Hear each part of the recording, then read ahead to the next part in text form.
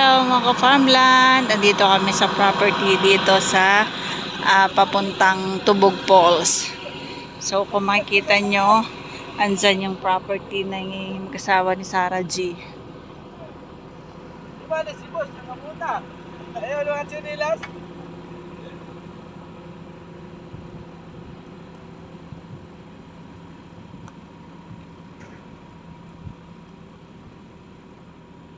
Andito po yung 4 hectares at saka po yung 8,000 square meter. Yan o, ang ganda ng kapaligiran dito. Ongoing po yung construction ng windmill.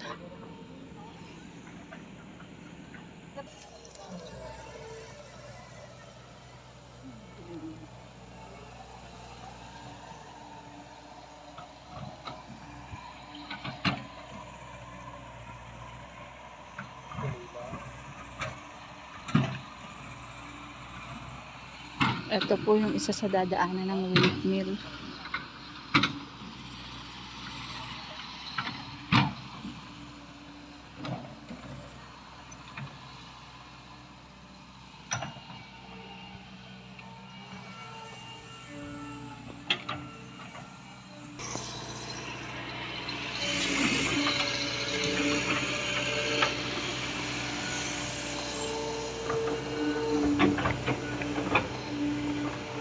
Ito po ay ginagawa na kasi meron pong isang tower na mapapalagay sa pwesto dito.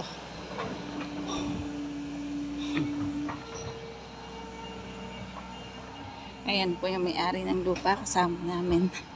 Puntahan po namin yung property niya na more or less 8,000 square meter po.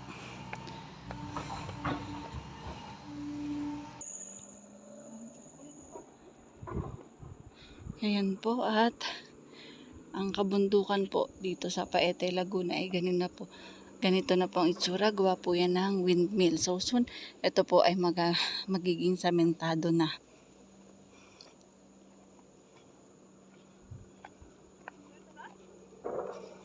Ang property po na ipinagbibili dito ay meron pong more or less 8,000 square meter at 4 hectares. Yan po ang may-ari ng lupa. Mga ka-farmland, ito na yung pinaka-property. Yan. Yan ay pinaka-property. Along the road siya. At ayan, makikita nyo ongoing ang construction dito ng kalsada. So, ito yung pinaka-property yan. 8,000 square meter po yan. Tapos, papunta pa doon. So, nadaanan nga po ng kalsada yan kasi ito po, ongoing po yung construction ng windmill. At ang labas po niyan, papunta pa po doon. Ayan mga ka-farmland, yan ang property. So, halo-halo po yung nakatanim. May nakatanim daw pero hindi na nila alam kung anong buri. Kasi, ayan nga po, makikita nyo forest na. At ang kalsada na ito ay doon ang punta niya sa isang tower na yan. So dyan po mayroong tower ang windmill. At ayan po yung part ng kila Sarah G sa kabila.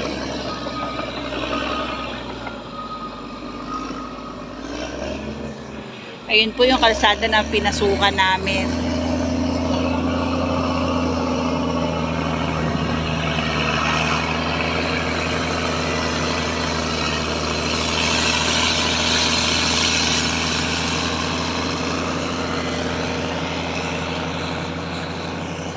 Maingay mga ka-farmland, di ko masyadong may lakas ang talo ako ng ingay ng backhoe.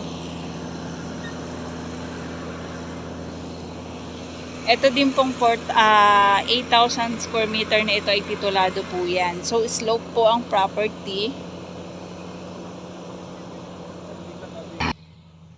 Ayan. Ito po yung 4 na hektarya. So, dalawang property po ang ipinunta namin dito. Isang 8,000 square meter na titulado din at isa pong 4 na hektarya.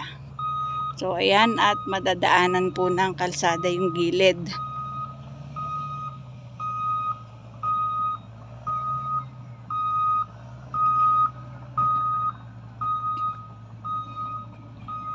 Ang 4 hectares po ay ano pa, kagubatan pa.